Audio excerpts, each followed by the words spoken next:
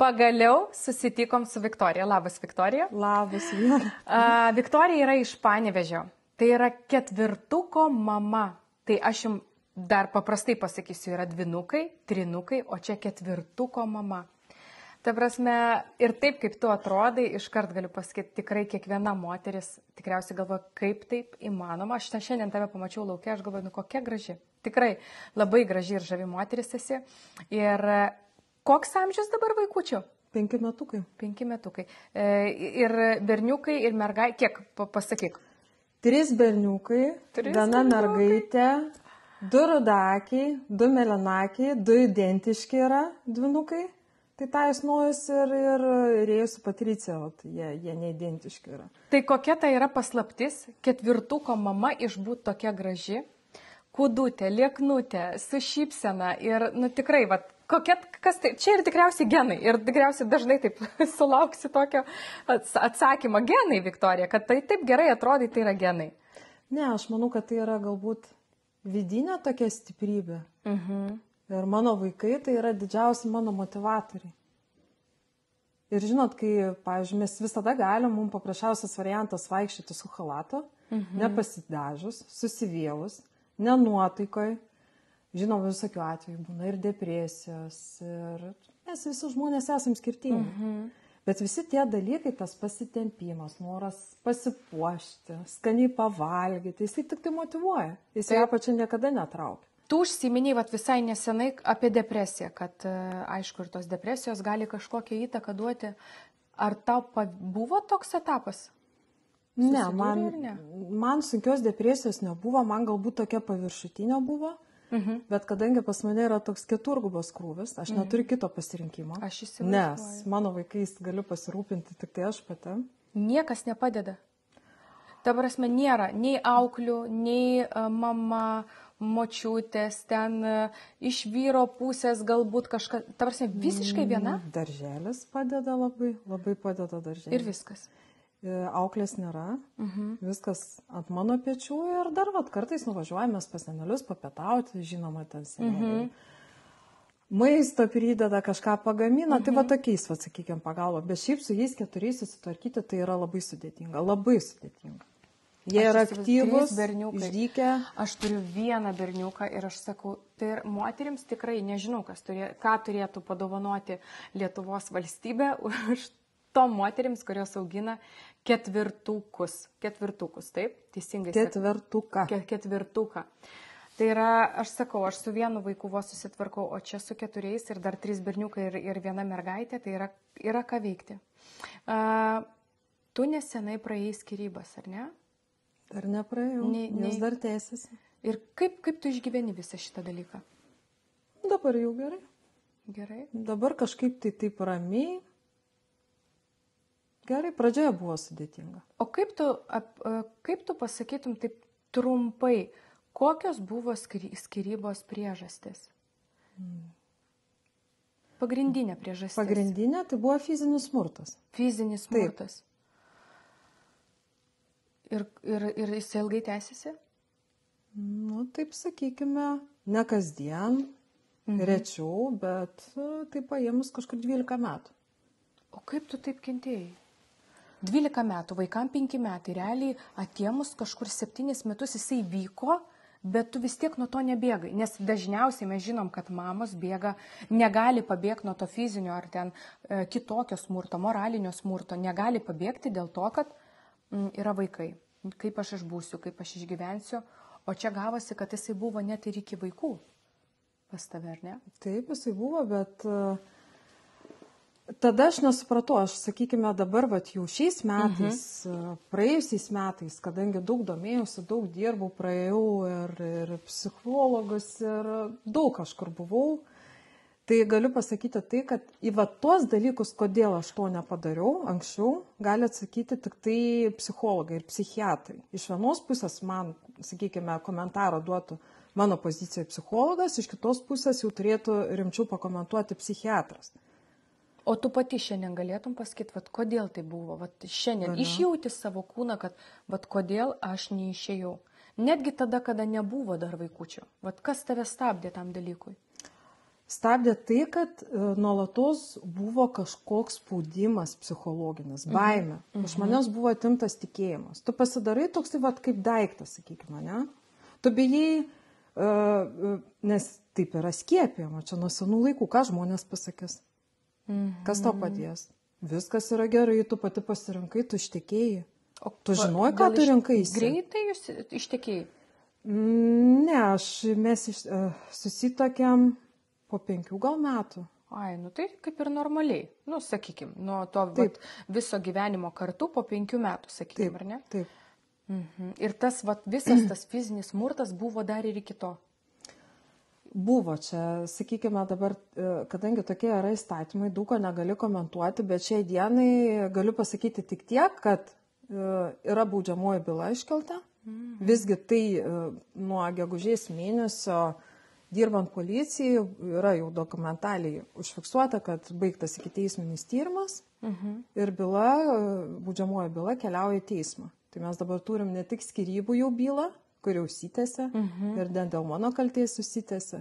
Paprasčiausiai antroji pusė, jinai nesutinka gražiuoju skirtis. O kodėl? Todėl, kad yra lengviau, sakykime, mokėti pinigus didelius. Vilniečiai advokatai, ne iš Panevėžio, čia pas mus taip yra, negu vaikam mokėti minimalius alimentus. Nemoka.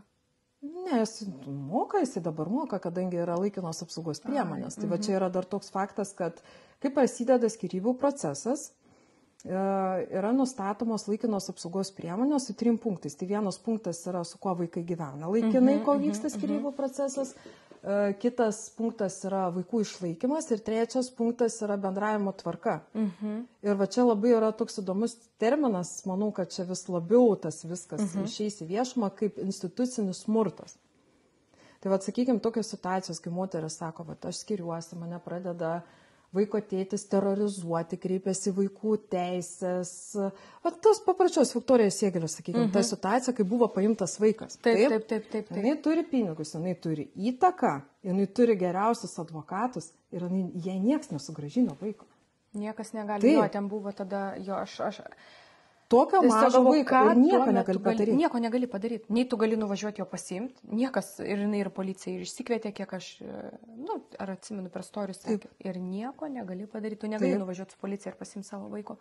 Nors ir rodai advokato sprendimą, teismo sprendimą, kiek tu tą vaiką gali matyti, ir tu vis tiek, jie mato, kaip yra iš tikrųjų, o jie nuvažiuoti ir jo pasiimti negali. Tai čia yra baisus dalykas. Aš pati esu su tuo susidūrusi, buvau vėl įkliuvusi tas manipuliacinės pinklės, nes aš kadangi dabar jau daug knygų perskaičius ir vat, būtent tas mano kalbėjimas, jis visada man kažką tai naujo duoda. Tai vat, buvo tokia rekomendacija perskaityti knygą Laisvė nuo psichopato gniaužto. Ir vat, aš tik tai šiemet supratau, kad mano buvęs vyras tai yra ne tik narcizas, ne tik sadistas, bet jisai buvo psichopatas. Ir tą, kaip nebuvo. Kai tu skaitai papunkčiui, kaip jie daro, kaip jie rezga, viską daro taip pat. Kaip jie nemoka mylėti, kokie jų yra tikslai, kaip jie pradeda daryti tuos trikampius, kaip manipuliuoja, kaip įtraukia. Ir va, toj knygoje, kas yra tokia situacija, kad ten yra viskas aprašoma, kai būtent tokie žmonės, jie palieka antrą pusę. Mano situacija yra kita, aš pati išėjau. Aš metus laiko vis galvojau, kad taip gyventi su tokiu žmogum yra visiškas savęs negerbimas ir aš labai norėjau gyventi. Aš taip norėjau gyventi, aš bijau, kad įvyks tragedija ir vieną dieną mano vaikai paprasčiausiai liks be mamos. O kas tada? Čia dėl smurto, taip? Taip, aš paprasčiausiai bijau ir aš jau mačiau, kad peržengiamos yra ribos, kad tai jau pradeda ta agresija didėti prie mano vaikų. Ta prasme, vaikai, kad maži, aš mačiau, kad aš jau neapsaugosiu to dalyko. O buvo iki tokių dalykų, kad tau reikėjo važiuoti į ligoninę? Teko į Vilnių važiuoti, Žandikaulio centrą teko važiuoti. O tu viską fiksavai, šiaip nuotraukas savo darysi, kad tu kažkada įsivaizdavai, kad tu iš to išeisi, nes vis tiek tiek daug metų kartu ir su tuo dalyku tu ilgai gyvenai. Tai čia reikėjo tą dalyką ištverti, kaip tu sakai, čia va tokios pinklės buvo, viskas įtraukta, bet ar tu jau rezgiai ilgai tą planą, kad vis tiek ateis diena, kada tas baigsis, tu vat viską fotografavai save, vat kažkaip tai, aš pasakysiu Amžinai ir taip, ne, kadangi tos visus baisius dalykus. jis yra kriminalinis veikėjas ir tu visą laiką gyveni baimį, tu įsivaizduoji, tu visą laiką, nes nežinai, kada, kokiu momentu gali tam žmogus įsišviesti.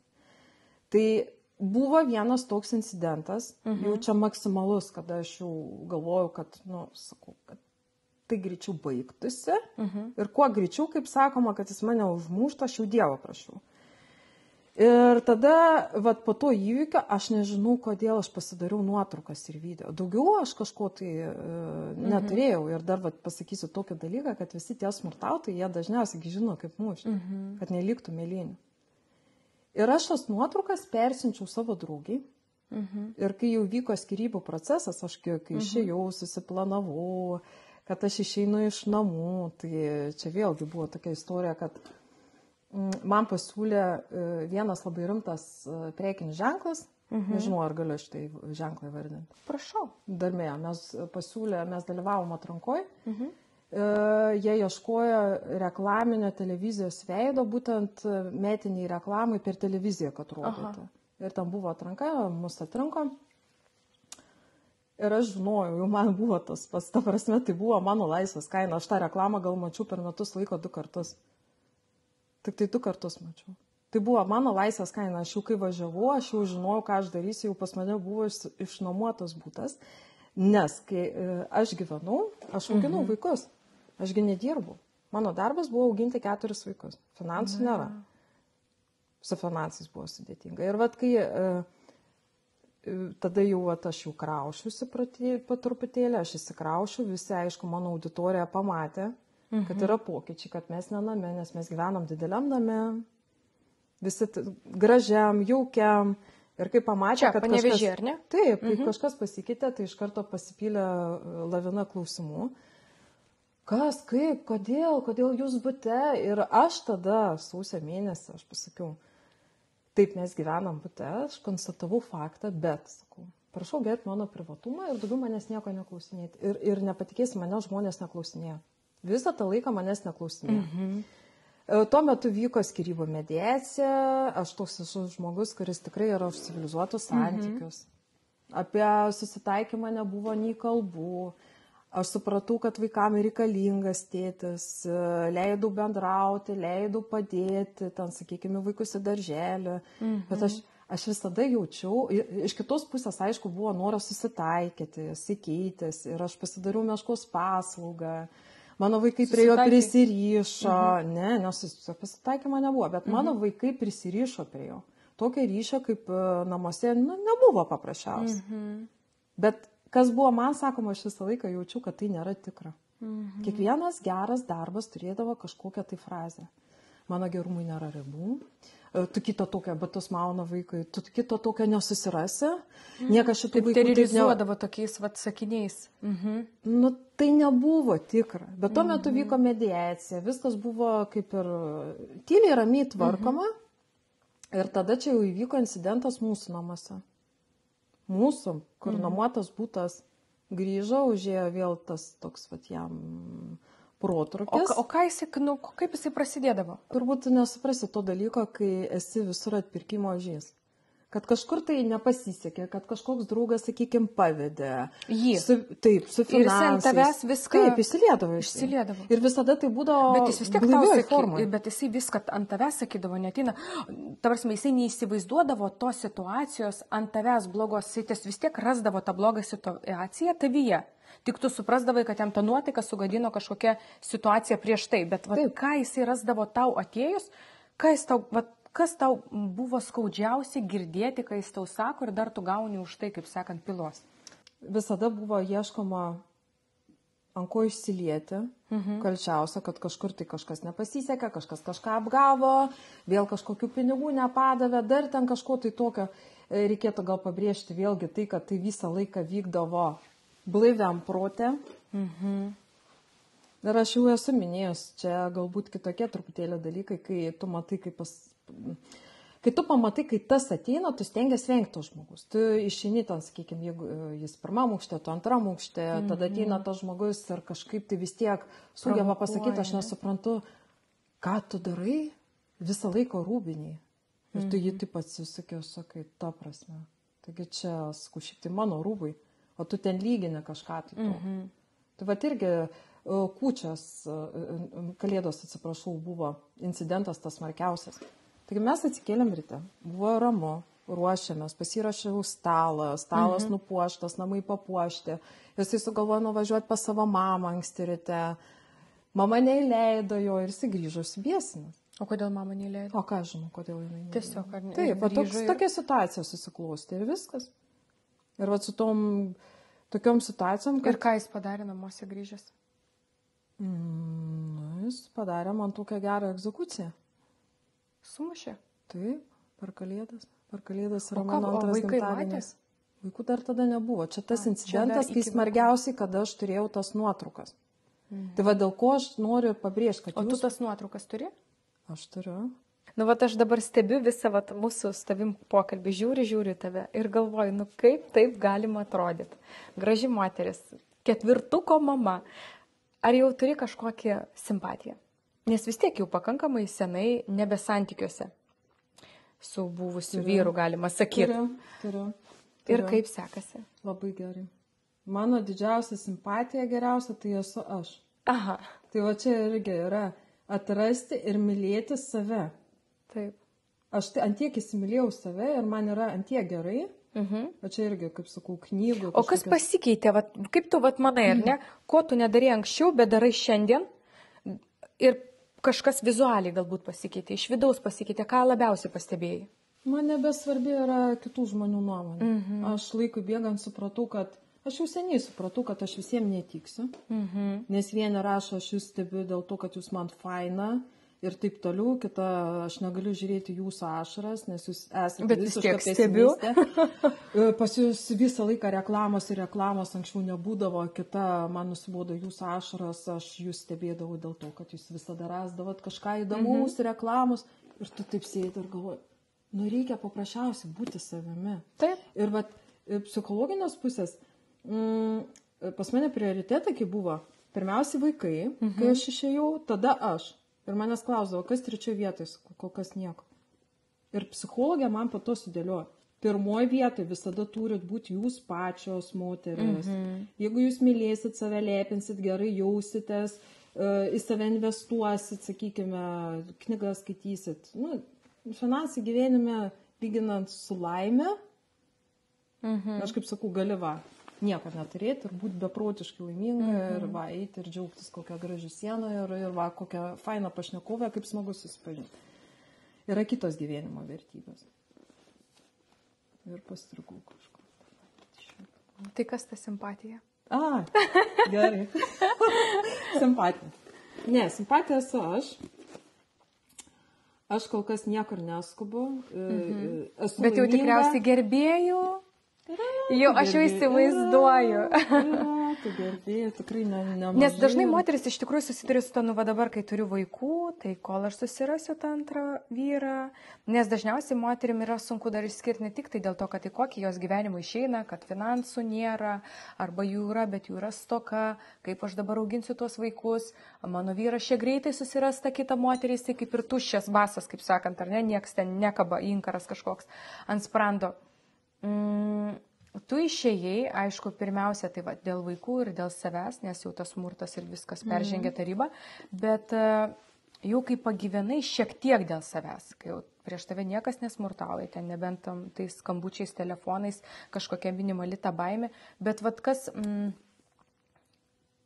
vat galbūt dar trukdė pagalvoti apie antrą pusę kažkokią ateitį ar ne?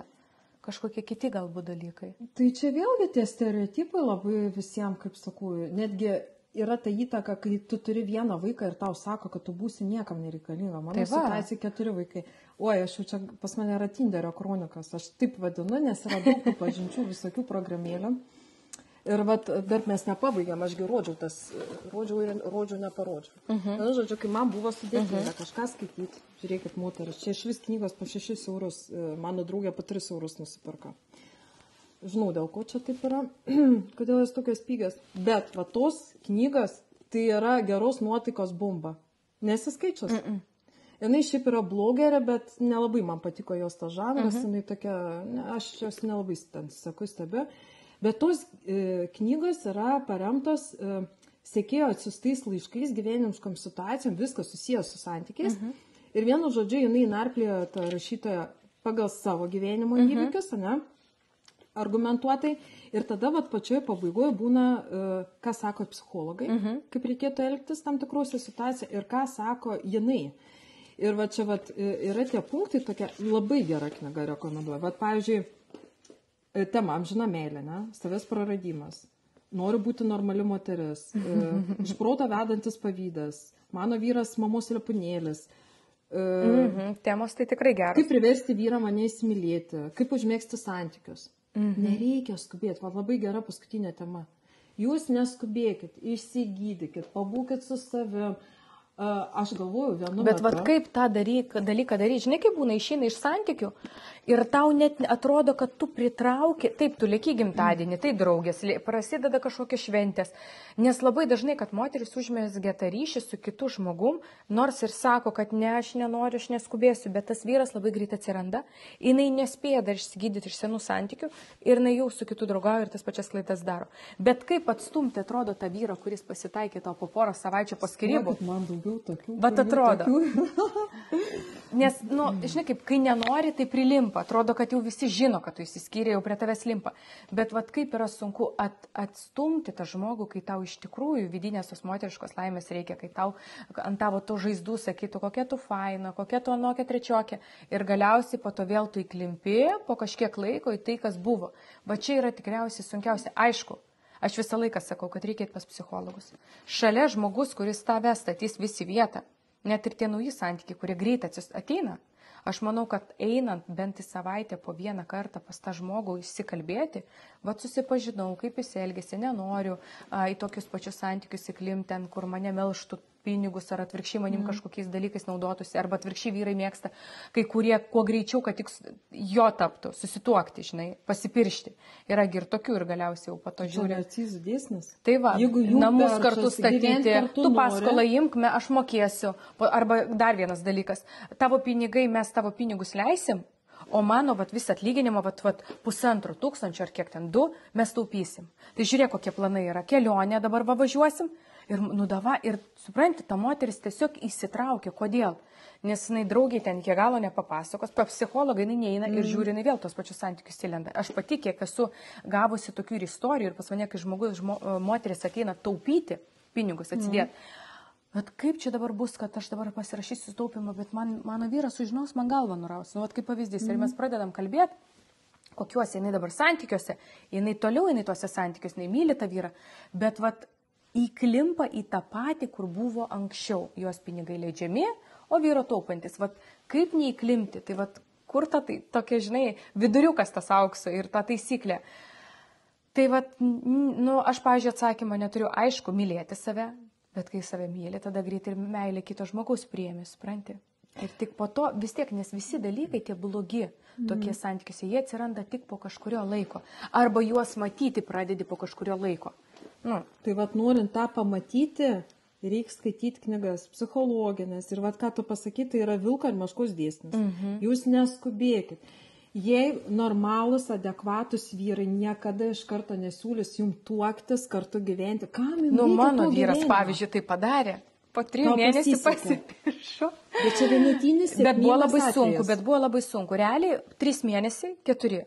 Tada aš pradėjau tokia, žinai, kai turėjau kitus santykius labai lievus, pas mane narcizas visiškai buvo ir man atrodė, taip kaip mano tas vyras elgėsi, kad jis galėdavo rėkti, važiuoti vienas į gimtadienį. Tu nevažiuosi šeštadienį gimtadienį su manim. Ir tokie vyrai randa tokias, moteris ir tada nori greičiau jas, kaip sakant, apkabinti, pasiglemšti, nors vyras mano pasipiršo man, kaip jis man sakė, dėl to, kad man atrodė, kad tu gali greit pabėgti nuo manęs.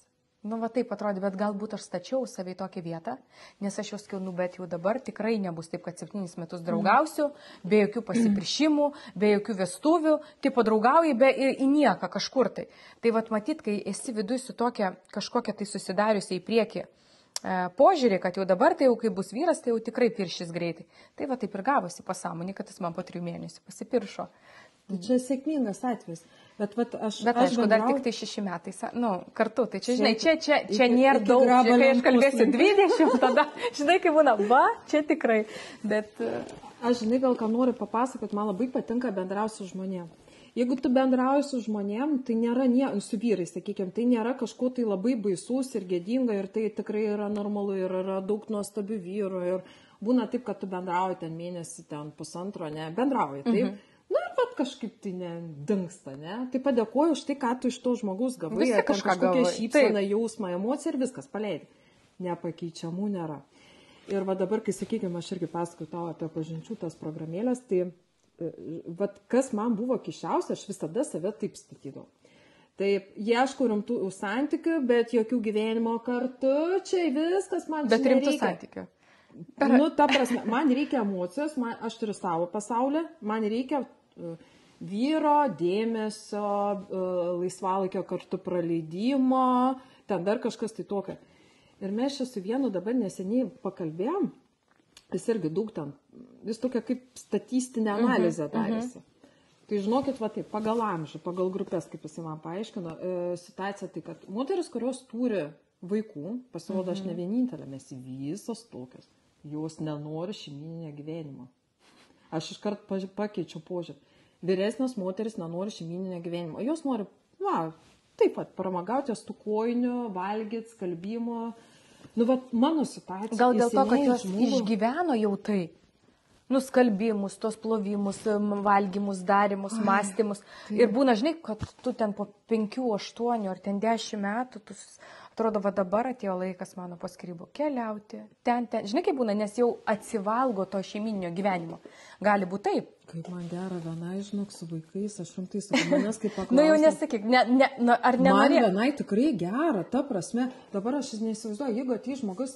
Turėtų būti, žinai, kaip dar geriau. Nes, žinai, su savim turi būti gerai, bet su kažkuo turi būti dar geriau, o ne taip, kad, gerai. Tai taip gerai, tai gali būti ir vienai gerai. Nebus to dar geriau, bet vis tiek pas mane yra gerai. Ta prasme, pas mane yra viskas gerai ir mano pasaulis nesubirės. Kitas dalykas, aš labai atsakingai žiūriu į tai, kad pas mane yra 4 vaikai, 4 mažos širdutės. Tam, kad pristatyti jiem kažkokį žmogų, kuris liks visą gyvenimą jų atminti, tai yra beprotiška atsakomybė. Įsivaizduok, kiek turi tas žmogus būti jau man patikimas, ant tiek įrodęs, kad jisai nori, sakykime, tikrai būti su manimi, tai čia tik tai santuoka, kaip sakau, bet čia tragedija, aš tuoktis nenoriu. Tai, čia yra darbas, nereikia čia emocijų junginėti, čia turi blaivus protas būti, suprantat, reikia paprasčiausiai mėgautis čia ir dabar ir nedaryti jokių iliuzijų. Tai vat, jeigu grįžtam prie tų kategorijų, tos kitos jaunesnės, kurios neturi vaikų, jų požiūris yra tai, kad jos nori keliauti. Čia žmogus su daug žmonių prabendravęs, man vyras pasako. Nori keliauti, o tada pasigimdyti vaiką ir auginti jį viena. Tu įsivaizduoji, kokia karta auga. Kokia karta auga? Viena. Ta prasme, mes nebenorim viskas to šeimyninio gyvenimo. Tokia situacija. Aš taip, pavyzdžiui, man tikrai, man reikalinga vyriška energija, aš noriu bendrauti. Ir vat ką aš išmokau, žinok, gerai, kažkas nepaėjo, tai nepakeičiamų nėra. Ta prasme, neužsiciklinti ten savaitę, 2, kodėl, kas, kaip, už ką. Gal aš tik, pas mane viskas yra paprastai. Ir atsakau, kiekvienas žmogus kažko mokina. Aš jau čia dabar turėjom tokią pamoką. Rusų kalbos prisimokinau. Ir mes tą temą pakelsim plačiau. Moteris, aplamai tikėkit tik savimi. Net mes šeimyninį gyvenimą pragyvenę, mes negalim pasitikėti vyrais, visokių gyvenimiškų situacijų. Mama, pavyzdžiui, sako, taigi, tu 14 man leido pagyventi mano name. Ir kaip tu gali pasitikėti, yra 4 vaikai, ne? Taip. Tu niekuom negali tikėti. Ir kai jums rašo, kai jums kabina ten, matot, kad kažkas yra negerai, bendraujant, nemačius žmogaus, tai jūs, kaip sakau, nepervedinėkit jokių pinigų. Nepervedinėkit. Mes šiandien iškėlėm tą klausimą ir kai matom, kad mano tata pervedė 15 000 kažkokiam amerikiečių generolui. Bet jie turi kažkokią tai galę. Ir atrodo, protingos moteris tai padaro. Nu, galų gale tai neprotinga, neturės sąskaitai pinigų. Turiu minėti tokiom sumom. Aš dabar, kai buvau į tą situaciją įkliuvus, papuolė man tokia linksma situacija, bet gerai, visada turėkit variantą A, B, C ir nebūtina tiem A, B, C, žinot, kad yra 3 variantai. Ne taip liūdna, bus paprasčiau bus. Tai mano situacija, kai mane bandė įtraukti kažkokią komandą, nesupras kažkokias akcijas, dar kažkas. Investuoti kažkur, ir, žinai, ne? Kas yra? Vat jeigu ne tos knygos, pavyzdžiui, ribos, ne? Jau minėjau, kad... Taip. Nu, ne, aš sakau, ne, komandinis darbas, ne mano. Ne, žinok, ne mano tas komandinis darbas. Aš tokia prie bario, man pajokau, tokia, man muzika, viskas suprant. Ir kai aš po to pajutau tą manipuliacinį spaudimą, bet vėlgi aš tai supratau, nes aš skaičiau knygas. Taip. Kaip jie veikia. Kai tu vieną kartą pasakai ne, ribos, antrą kartą ne. Ir tada tu gauni, pavyzdžiui, kokius 5 klausimus iš karto. Ir tu supranti, kad kažkas netaip. Kodėl tu taip pagalvojai, aš čia tau norėjau gerą padaryti, kodėl tu taip ir taip. Ir jau įsivaizduok, mano protas, jau aš jam atrašau, sakau, tu man čia savo tų manipuliacinių bairių, sakau, atgal nesintinė. Įsivaizduoji, tai vadinasi tą, ką aš skaitau, aš jau supratau. Bet dar man kas labai patinka, yra čia paminėta apie intuiciją. Toks niuansas. Kad klausyti savo intuicijos. Taip, intuicija niekada nepaves. Niekada. Tik ją reikia ugdyti. Ir aš dabar irgi knygą pasiėmiau tokią, dar nepradėjau skaityti. Mane sudomina tas sritis. Aš ją visada turėjau, tą intuiciją. Pas mane kitaip viskas veikia. Šiaip raganos. Bet ta prasme, aš noriu tą ugdyti ir apie tai pasiskaityti plačiau. Čia man yra. Jūs kažkaip, aš irgi galvoju. Aš susiciklinau ant to, kad aš noriu prisiminti, kaip rašyti rusiškai. Man reikia dėl žinių, dėl darbų prisiminti, kaip rašyti. Kalbėti aš moku, skaityti aš moku be problemų. Man Google vertėjo nereikia. Ir aš ant tiek dar užmiršau, kad mes jau bendraujam kokias 2-3 savaitės ir mes nei kartą jokio video kolo neturėjom. Ta prasme, jis išvažiavęs, viskas okei. Kodėl aš to nepadariau? Nes vėl dar yra toks, žinai, tas toks pasimetimas, čia, žinai, čia taip ir taip. Tai va, moteris, nenormalu yra, kada jūs bendraujat 2-3 savaitės ir jūs visą laiką, aš dabar jau nežinau, jeigu kokios pažintis, tai pas mane bus griežta taip.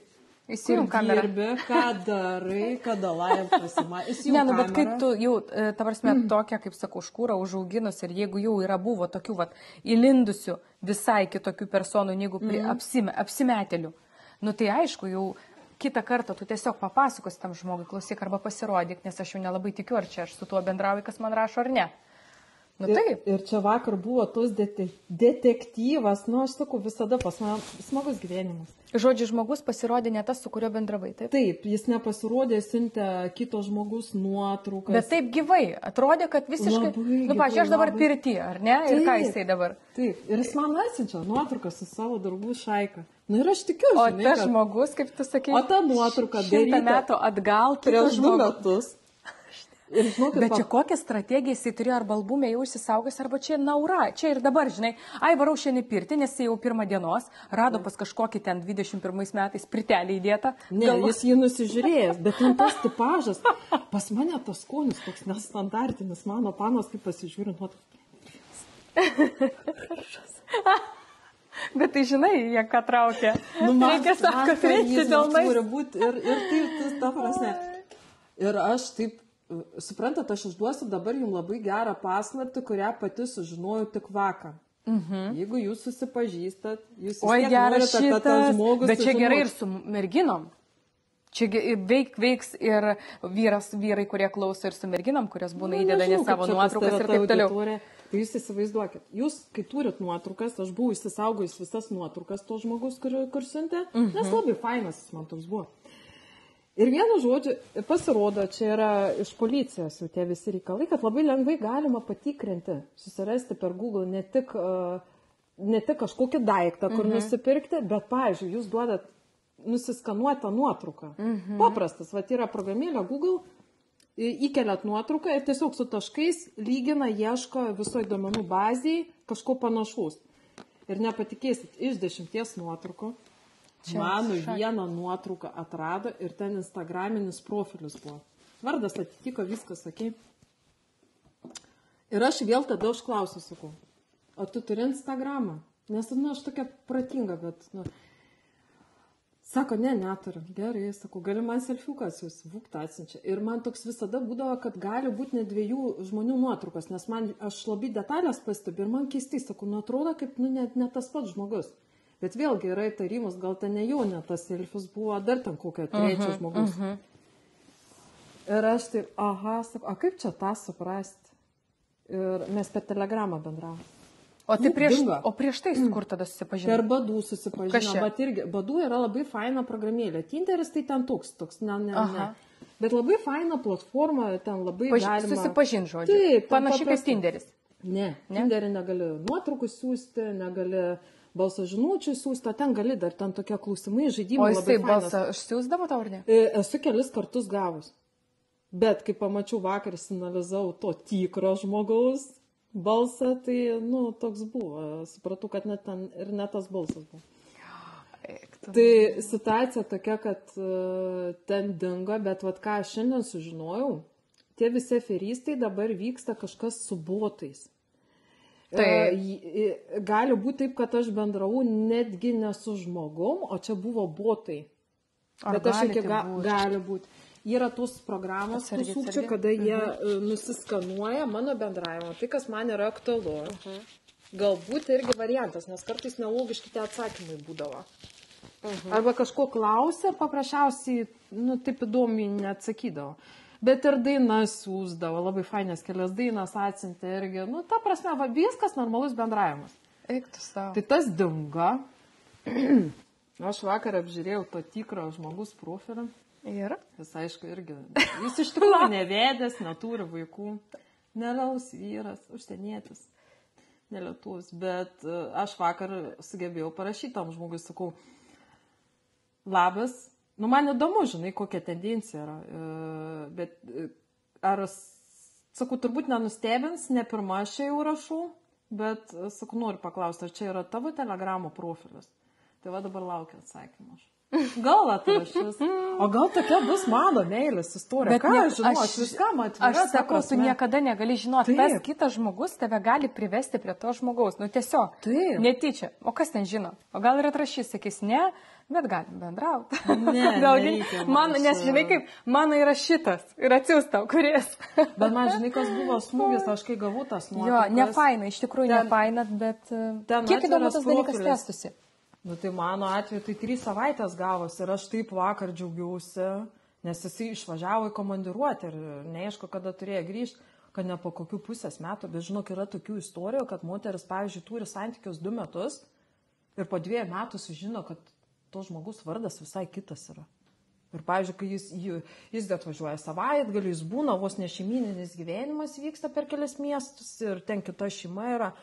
Tų istorijų yra belenkiek, aš negaliu apsakyti, ant kiek yra to melo daug. Aš savo pamoką išmokau, aš nusiekiau, aš apsidžiaugiu privalumai. Pasipraktikavai Viktorija rusų kalboje, viskas okei. Toliau reikia tikrinti nuo A iki Z. Va dabar pradėtų tau rašyti vyras, 1 dieną pasirašyti, 2, 3, ar ne? Darom ir jau, ne, bet aš vis tiek klaustum, ar Instagramą turi, ar Facebooką turi, kuo tu užsiemi. Davai pasiskambinam, geriau jau būti minimaliai iniciatorė, negu tęsis savaitę tas visas bendravimas ir galiausiai, davai pasiskambinam ir ties tą žinutę baigsis. Bet matai, mano, kadangi situacija yra tokia, aš išmokau apie save visą informaciją pasakyti tiem žmonėm, kuriais jau aš gyvai mačiau, kuriais pasitikiu. Ta prasme, nes aš visgi esu viešas asmuo ir tos informacijos reikia nusipelnyti. Tai aš, pavyzdžiui, ką gerai padariau, aš nepasakiau, kas aš esu. Aš taip manęs, kai žmonės dabar klausia, tai o ką tu dirbi, kuo mūsų? Aš sakau, su reklama. Žmonėms. Bet pavyzdžiui, jiems nėra įdomu pamatyti tave Instagram'e, jeigu tu susipažįsti. Žinok, labai daug vyrų neturi nei Facebook'o, nei Instagram'o, čia rimtas dalykas. Bet nėra taip, kad aš taip dabar galvoju, ar ne? Tie vyrai, kurie neturi nei Facebook'o, nei Instagram'o, jie keistokie. Ne, žinok, normalūs vyrai neturi, aš tikrai pažįstu, Rimtai? ta prasme, daug žmonių. Nu, va, ne, man čia keista, normalus kad, pavyzdžiui, neturi. Nu, čia tas pats kaip... Ir jie apie Nu, kaip man dabar sako, socialinius net aš nevairuoju. Nu, blem, kažkaip tai, nu kaip? Tai mano tai atžvilgiu labai gerai neturi ir neturi. Nu, kaip nevairuoji? Nu, va tokie dalykai, žinai, nu, va kodėl tu nenori vairuoti? Arba ten, pavyzdžiui, kaip aš nemoku anglų kalbos. Nu, kaip? Tu nesupranti angliškai, nesakau, nes taip buvo, bet nu atrodo, kad šiais laikais nueiti anglų kalbą per metus gali išmokti tos kursus, žinai. Bet tai va man dabar keista, aš dabar, va jeigu susipažinčiau su vyru, aš tai pagalvau, žinok, aš neturiu nei Facebooko, nei Instagramo. Aš nukaiščiau tikrai. O kai manęs paprašo, tu galvoji, aš jam duodu? O kodėl irgi ne? sakau? Bet tave nu vis tiek vardą žino. Pavardė. Taigi čia paprastas dalykas, žiūrėkit, aš labai Google greitai patikrinau. Ir šiaip tu matoma, mano nebesakau. Įvedi Google, Viktorija Panevėžys. Viskas. Visio. Iš karto tai laiduose, iš laidų, nu vis tiek kažkur kažkokia duomenų bazė ta renkama yra. Bet man to reikia. Bet aš žinau kitaip darau, aš labai faini, nu ta prasme. Nu labai faini, vakar buvo labai faini. Vakar detektyvs kešo, kai aš pradėjau to žmogus storius matyti, ne nuotrauką iš tos pirties, kuris su tais draugais, ar kai koks jis fainas, kaip jis šypsas, koks jis charizmatiškas. Ir tu matai, nu blemba. Man labai įdomu, kas už jos slėpėsi, iš tikrųjų, bet kas. Nebeįdomu man, žinau, kas bet slėpėsi. Ir dingo, ar ne? Viskas tu parašai? Ar čia tavo telegramas? Ne, tu tam parašai. O šitam atsiuntėjai, ar čia tavo Facebookas ar Instagramas? Ką tu jam nusinti, kad jis jau dingo, tas, kuris Atsiunčiau to tikro žmogus Instagramo išsakai ir nuorodą. O čia sakau, kaip supras, what the fuck. Ir viskas. Ir dangų. Aš nežinau, gal jis mane iš tikrųjų buvo įsimylėjęs. Bet aš, žinokit, aš esu vieną kartą susidūrusi, aš pati susirašinėjau dar prieš Mantą, vyrą savo, susirašinėjau su žmogum apie mėnesį laiko, bet nu vis tiek. Ir aš prisirišau, susirašinėdama ant tiek prisirišau, kad man atrodė, kad man jau tas žmogus patinka. Aš nežinau kaip. Keletą nuotraukų tik iš to žmogus buvau gavusi. Bet jis man po to prisipažino, kad jis yra iš kalėjimo. Ir man, įsivaizduok, jis man pasako, aš sėdžiu, netgi nesėdžiu, kažkaip kitaip jie vadina. Aš esu kažkaip tai ten jisai pasivadino, bet žodžiu davė man supras, kad jisai nelaisvė. Ir aš toliau, ir man tipo, nu okei, ir aš toliau susirašinėjau. Ir aš po to kažkaip ar draugiai papasako ar kažką. Ir man, tu nepatikėsi, čia ten jau pradėjo man moralizuoti ir aš galvoju, gal iš tikrųjų. Žinai, ką jinai man ten sakė, ir viskas apie mėnesį laiko truko tas susirašinėjimas, bet įsivaizduok, jaunai panai parašo, kad iš kalėjimo ir jie nieko, normaliai, toliau. Toks, kažką jie tokio, sakau, jie moka tuos tau pagirimus, kokia tu faina, kaip ten tu ką veiki, tu važiuos ir tave pastoji palaikyti, nu, tokiam, žinai, dėmesį tave. Ir matyt, daug moterų netgi ir susitokia, ir susipažįsta, ir, kaip sakau, ir vaikų nesusilaukia, nors to žmogus susipažįsta tada, kada jis įsėdi. Bet žiūrėk, paprastas dalykas. Ir dar perveda pinigus. Vakar man buvo šokas, šiandien man jau yra lengviau. Rytoj man lengvai, aš dabar turiu tokią emocijų coacherę, žinai, mes kiekvieną savaitę ketvirtadienis bendravom. Pas mane švis tokia auditorija, astrologės, bioenergetikės, nu va tokios važia. Nė viena nematė, kad kažkas tai yra negerai. Kas nematė? Astrologė? Na, ten buvo tokie dalykai. Tai suprantat, kas yra. Aš, pavyzdžiui, gyvenu kitaip. Aš gyvenu čia ir dabar, neturim jokių lūkesčių. Mano pagrindinis lūkestis buvo, kad kai grįž žmogus, galbūt mes susitiksim ir, kaip sakau, vietoje įsiaiškinsim. Gal net netinka to žmogus. Jūs net negyvenkit iliuzijom. Ta prasme, kai pamatysi tą žmogų, jis gali arba jūs labai nuvilti, kas labai dažnas dalykas. Aš, pavyzdžiui, gyvenu kitaip. Aš supratau, kad aš esu nereali, nes aš pati save myliu.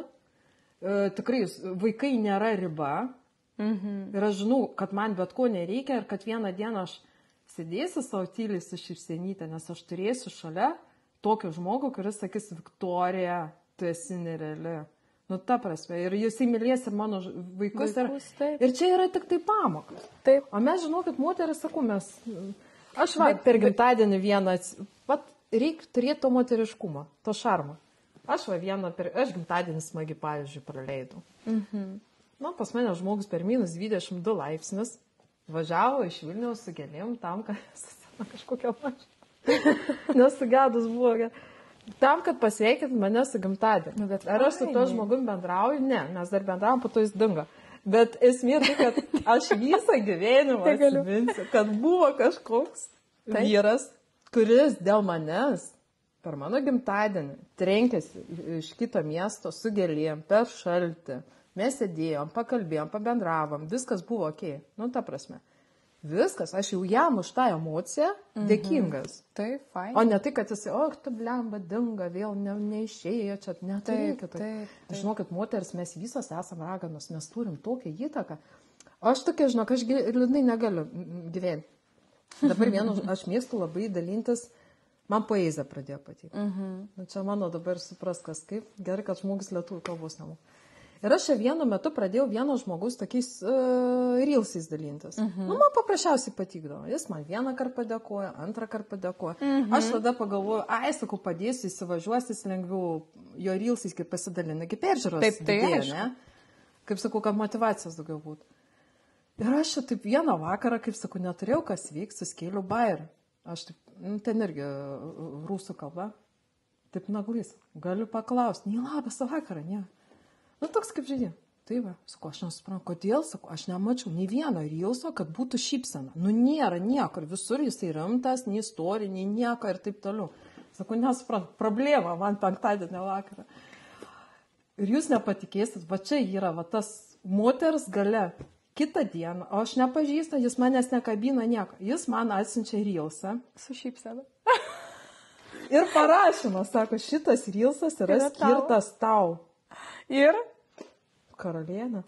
Sėdžiu ir juokiuosi, ir taip balsu juokiuosi, ir tokia gera emocija. Ir aš visą gyvenimą tą atsimenu. Koks ten reelsas? Labai faina istorija jisai pasakoja. Vienu žodžiu, kaip važiuoja autobusu, mato močiutę. Čia meilės istorija vadina. Sena, sako, ten tokia visa, žinai, daug metų ir sako, jinai įsitraukė telefoną. Čia jis pasakoja taip. Nu, kaip poezija, žinai, kaip eilėraštį, bet labai gražiai. Jis gal dirba kažkur, aš nežinau, su to kokioje radijos stotyje ar ką. Ir jisai sako, jinai įsitraukė seną senučiuką telefoną. Ir sako, aš kažkaip atkreipiu dėmesį, nu, čia pasakoja kaip iš šalies, žinai. Ir skambina jai, skamba telefonas ir sako, ten parašyta ant ekrano senas toks dėdukas ir užrašyta mylimasis. Ir jinai pakelia tą telefoną ir sako, mielasis, man gydytojai pasakė, kad aš gyvensiu. Jis sako, aš važiuoju namo, sako, gali šildyti vakarienę. Ir ta emocija, tas jausmas ir jau vat, kito žmogus, to stebėtojo lūpam, jis sako, va čia, sako, buvo tikra meilė. Ir aš tokia, žinai, aš sakau, vos neapsiverkiu. Aš sako, jūs moteris, jūsų nesupras. Ar liūdna istorija jūs verkiat? Ar sako, su šypsena jūs verkiat? Tai jisai tipo su šypsena tą sakė, taip? Jis su šypsena, tokia graži, nu, va, tokia romantiška ta istorija. Ir aš tokia, taigi sakau, mūsų moterų nereikia suprasti. Mūsų moteris reikia paprasčiausiai mylėti. Ir mes moteris ges, jis tai taip sako, sutinka visų 100%, bet suprantat, kas yra. Moteris yra 9 kartus jausmingesnė negu vyras. Va čia yra tas dėsnis. Ir čia yra 100% tas dalykas. Moterų nereikia suprasti. Moteris reikia paprasčiausiai mylėti. Ir mes žinau, kad tokią galią turim. Nu, va, ką tu, pavyzdžiui, patartum, praėjus tiek, kiek tu dabar praėjai, vat ką tu patartum moterims, kurios galbūt šiuo metu išgyvena panašiai, ką tu išgyvenai? Arba eina skyrybos keliu dabar ir irgi kažko bijo, kažko nežino, ko jinai sulauks rytoj. Galbūt ir turi tu kažkiek pažinčių ir vat kartais neišeina. Vat ką tu tokiai moteriai palinkėtum iš savo pusės? Palinkėčiau neskubėti, iš naujo atrasti save ir pamilti, skaityti daug knygų. Daug knygų skaityti, bendrauti, daryti, vat kas man labai patiko. Suprantat, visatos dėsnis kaip yra, jis niekada nieko neduoda be reikalo, ne? Jisai tau, jeigu kažką tai duoda ir tu matai, kad yra kliūtis, tu turi ją perlipti. Tai va čia taip gimė mano tatuiruotė.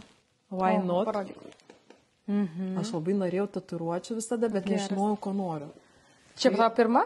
Ne, o čia pirma mano, aš praeitais metais pasidariau 4 tatuiruotės. Eik tu savo. Bet pasidariau tokias, kokias noriu, kad man labiau ta energija mano užsiaktyvuota.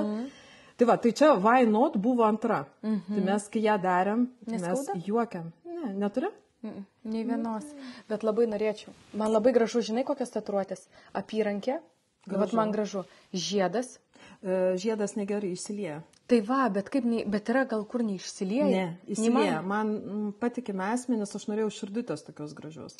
Vat, man labai gražu, kai būna tas žiedas, nes esu mačius, bet tokie blanki būna, nemačiau niekada. Įsiliejasi. Ir ant kojos grandinėlė ta, kur būna, bet taip netiesi, o taip gražiai padaro. Viskam savas laikas. Tu kaip pasidarysi, negalėsi sustoti. Mes ir juokiamės. Neina Viktorija į Karnos vakare į diskoteką, ne?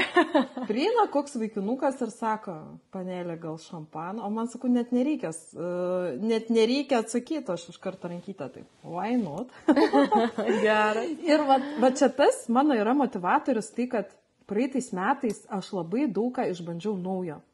O kodėl ne?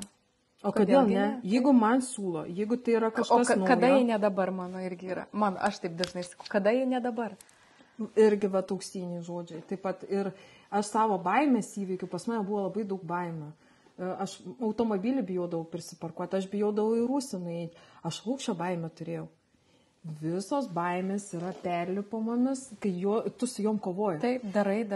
Taip, aš save vienu metu, stovint ant Olando kepurės skardžio, pagaunu tokią momentą, o erdvė jūra, tos platumos, žinai, aukštis, čia skardis, čia vaikai duodas. Aš ir man taip gera, man ten magiška, bet man taip gera. Ir Viktorija, taigi čia aukštai, ta prasme, ko tau kojas nedreba, žinai. Va taip, ir aš supratau, nes mes čia ir tais tiltais važiuoju, aš labai man aukščio baimė. Aš irgi bijau aukščio, bet perlipu per save, bet šiaip aukščio bijau, aš, pavyzdžiui, negalėčiau eskalatorium, kur būna tie eskalatoriai parduotuvėse laiptai, kilti į antrą, į trečią aukštą, nesilaikyti tiesiog, va tai va stovėti, ne, man reikia laikytis, būtinai. Liftų važiuoti viskas, ten bet va kur ten tie laiptai kažkokie, man reikia laikytis, stabilumą nėra. Pavasarį mes buvom Anykščiuose ir tas yra tas Lajų takas, man atrodo vadinasi. Tai mano vaikai, jie kaip lipo į tą bokštą, įlipo, aš einu, ten viskas šviečiasi ir mes dar su buvusiu vyru buvom, nes jis norėjo labai šeimą susigrąžinti. Jį ta prasme, vaikai nevaldomi, kas bėga, o vaikai mažiukai, jie yra tokie bebaimiai, jie labai lengva. Tau baisiau už juos, tau baisu, tau dar 5 kartus už save ir dar už 4 baisiau. Tai aš tų lipimų per tuos metus turėjau, bet belenkiek ir aš tą baimę įveikiau. Baimės yra įveikiamas tik tai tada, kai tu dirbi su jom ir turi perlipti. Nu gerai, tai vat vienas iš patarimų nebijoti. Ką dar patartum? Bendrauti, nebijoti, nuo ko pradėti, nebūt kategoriškiam. Jeigu jums kažkas siūlo, ko jūs nemėgdavote, jūs būtinai išbandykit. Nu šitą tai jo, čia yra auksinė taisyklė. Vat bijai ir eini ir darai vis tiek. Gerai, vat pavyzdžiui, dar vienas dalykas. Vat moteris dabar ir toj situacijai, pavyzdžiui, jinai prieš ją smurtauja. Vat ką reikia padaryti, kad greičiau ateitų tas laikas. Jinai bijo kviesti policiją. Nu, pirmą kartą baisiausia kviesti. Jūs suprantat, policija gina, man visoje šitoje situacijoje labiausiai padėjo mokyti labai nuostabių. Tiesiog nebijot vieną kartą paimti ir iškviesti. Nebijot. Bet dažniausiai jos bijo dėl to iškviesti, kad gali nieko neįvykti, tu vėl sugrįši atgal ir už tai tu dar gausi papildomai. Ir viešai kalbėti nebijoti. Ir nebijoti ieškoti pagalbos. Suprantat, kas yra kartais, mano situacijai. Kartais savo žmogus tavęs neišklausys ir nesupras ir nepadės taip, kaip gali svetimas. Gyvenime niekas nesidaro be reikalo. Jeigu turit problemų, rašykit man, aš visada atrašau. Galite ir man parašyti, aš irgi visą laiką patariu. Visada yra sprendimas. Pavyzdžiui, jūs kažko ieškote. Būna kartais gali parašyti, būna jie bijo, atrodo, mums parašyti. Ai, net rašyti, bet pabandyti, tai tu gali. Tau per galvą niekas neduos, realiai, netgi jeigu kažkas tai žiūri ir galvoja, parašyt ar ne, paimkit ir parašykit. Jums tai nieko nekainuoja, tiesiog energiją išeikvosit, bet bent jau išrašysit, atrašysim. Neatrašys, jeigu kažkas jums reiškia, neatrašys, bet kitam parašykit. Tai tą dalyką bandyti ir lipti per save tikrai reikia. Yra labai daug forumų, aš ką sužinau, aš neturiu laiko skaityti.